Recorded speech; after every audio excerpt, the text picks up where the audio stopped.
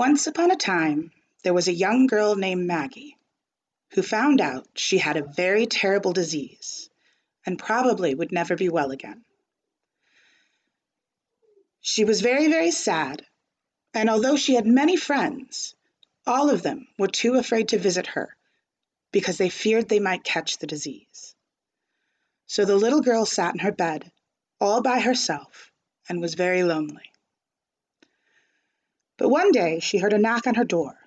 "Come in," she said, and in walked three of her friends.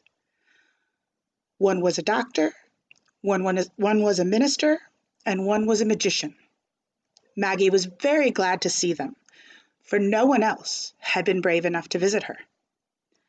"Hello, Maggie," said her friends as they sat down around her bed. "We came to tell you something. Each one of us is going to try to find a cure for your disease." "Yes," said the doctor. "I'm going to go into my laboratory and do experiments until I discover a medicine that will cure your disease." "And I," said the minister, "am going to pray every day that you will be healed of this disease." "And I," said the magician, "am going to look through my books of magic until I discover a potion or a spell that will rid you of your disease." Maggie smiled and was happy because she saw how much her friends cared for her. "Thank you," she said. "We're sorry that we can't stay long to visit," said her friends. "But we must rush off and begin our search for a cure. We'll return in 3 days, and surely by then one of us will have found a way to cure your disease." And so her friends went away in search of a cure, and once again, Maggie was very lonely.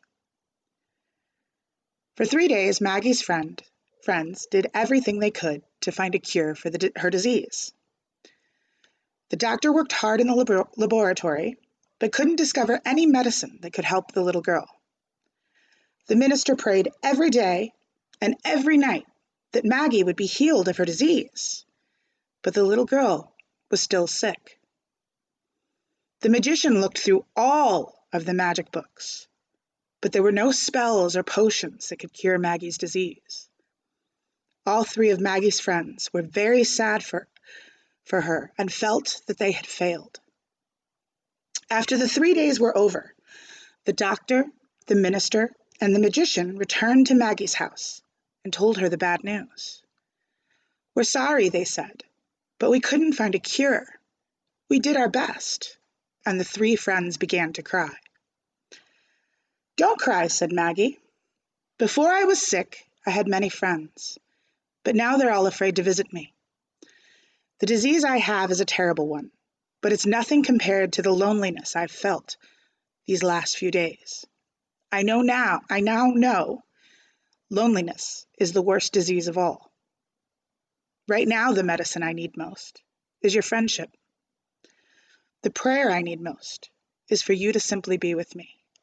And the magic I need most is your love." And so the doctor, the minister, and the magician gathered around the little girl and laid their hands upon her. In the silence that followed, it is said that they found the cure.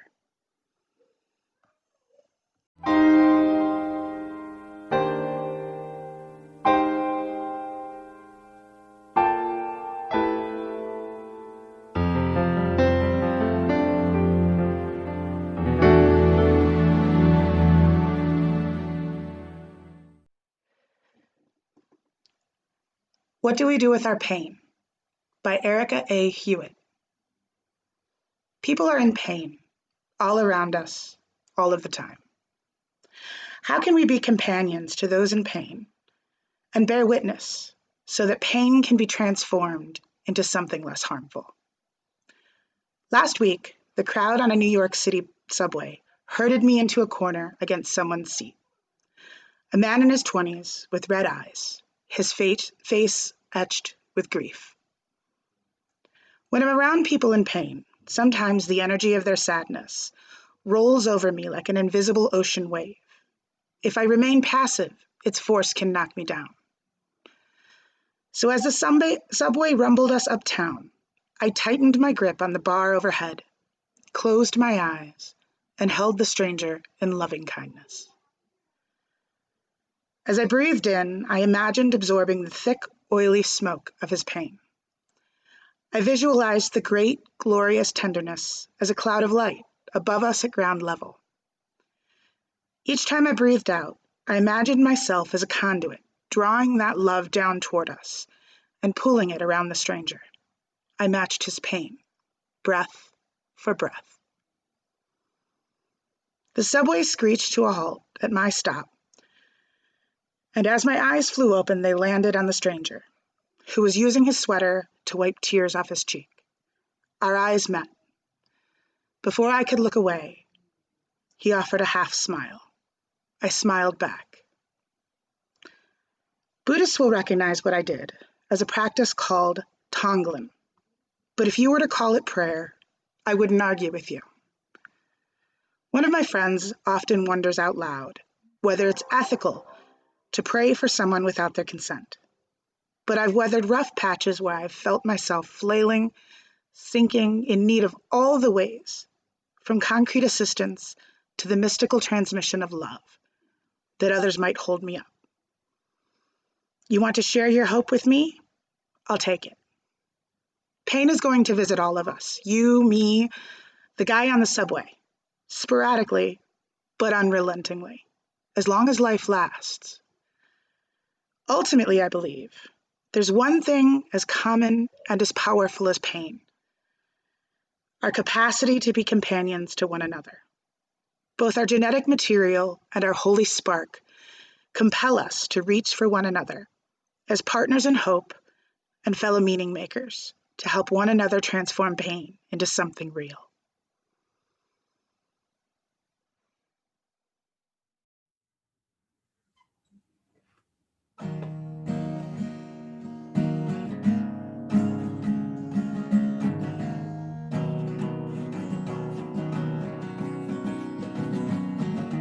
There's a woman crying out tonight. Her world has changed. She asks God why her only son has died. And now her daughter cries. She can't sleep at night. Downtown, another day for all the suits and ties. Another war to fight. There's no regard for life. How do they sleep at night? How can we make things right? Just wanna make this right. We believe.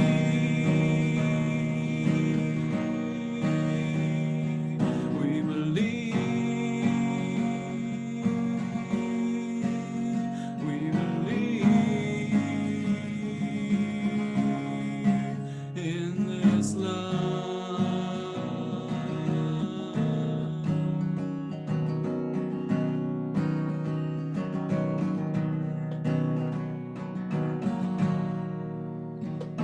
We are all the same, human in all our ways and all our pain.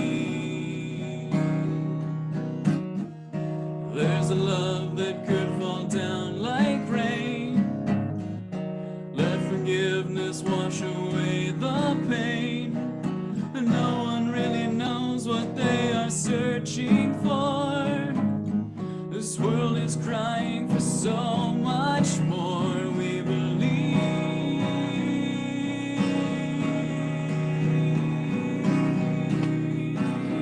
We believe.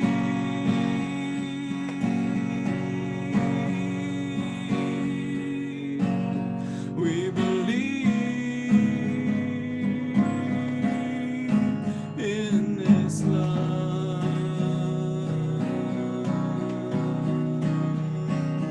We believe. We believe. We believe in this love.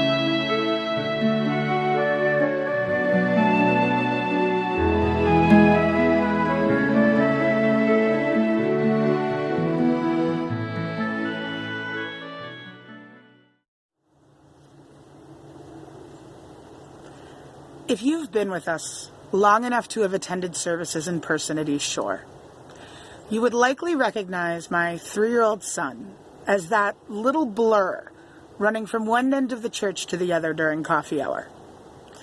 He rarely stops moving, unless, of course, it is to convince one of the bigger kids to pull him around in the wagon. You see, East Shore has always been like home to him. A safe place to explore and learn.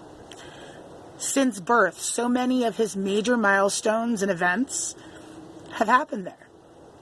Birthdays, holidays, from past the baby to helping chaperone the teen sleepover. Dance floor antics and playing a certain unpredictable little baby Jesus.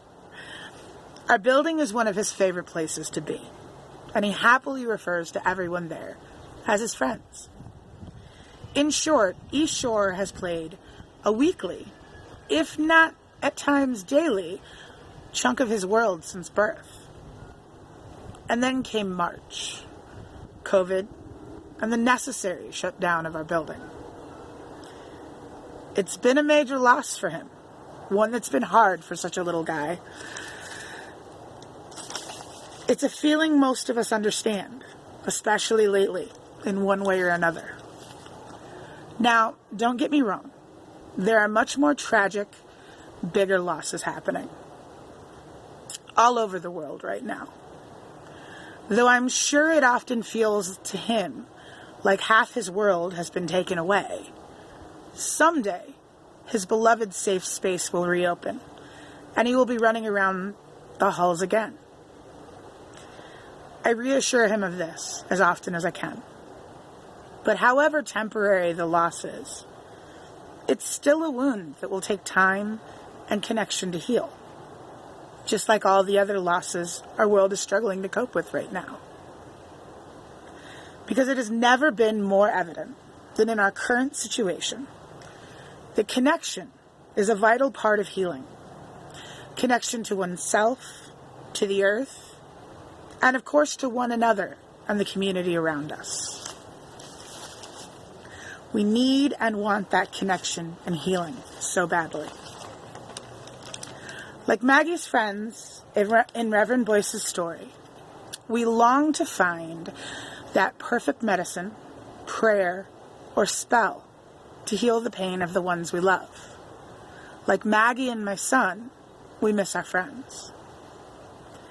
In the story, Maggie's friends ultimately cure her by sitting with her in her pain, thus ending her loneliness. It's a powerful act to sit with someone through their pain. In this world where we cannot physically be together, especially as we enter the holidays, how do we commit to sitting with each other emotionally? How do we deepen these connections from a distance? When I read Reverend Hewitt's reflection of her interaction on the subway, I was struck by this raw intensity and depth of the connection she describes with the grieving stranger. In her narrative, she mentions the Buddhist practice of Tonglen, translated as giving and receiving. Some describe it as a practice of taking in another's pain and grief and replacing it with compassion. This strikes me as a very literal practice of meeting someone where they are.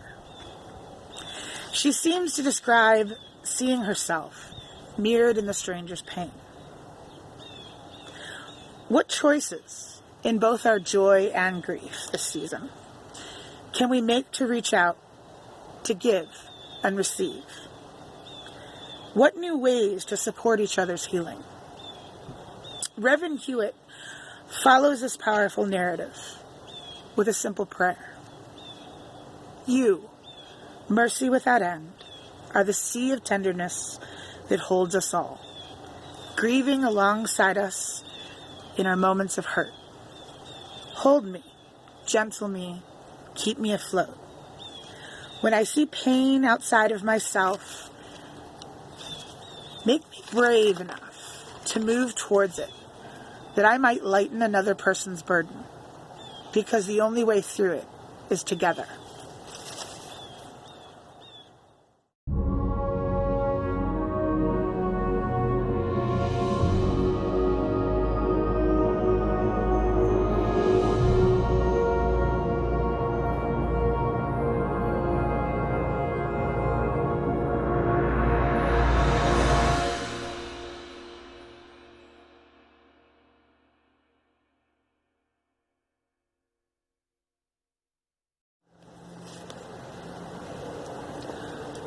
If you are a long-term member or friend of East Shore, we want to thank you. We want to thank you for continuing to send in your pledges and donations to help sustain our presence and work in the community. And even if you have stumbled onto us for the first time today, we thank you. And we want to encourage you to consider sending in a little something to financially support our work and the work of our partner organizations, such as Women's Safe, the Geauga County organization dedicated to aiding women affected by domestic violence.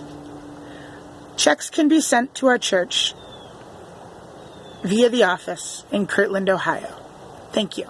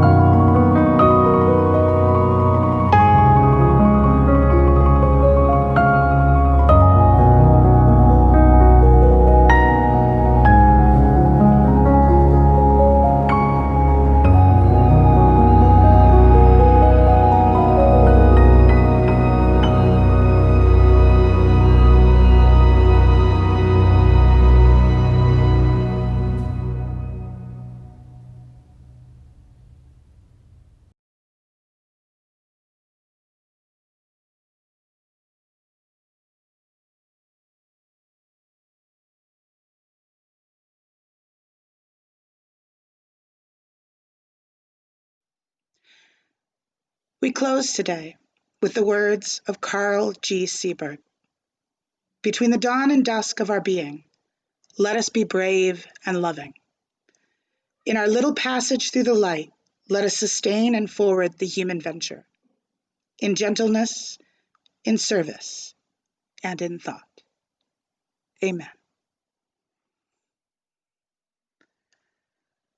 We join hands in Unitarian Universalist fellowship, pledging ourselves to an individual religious freedom that transcends all creeds, not to think alike, but to journey together.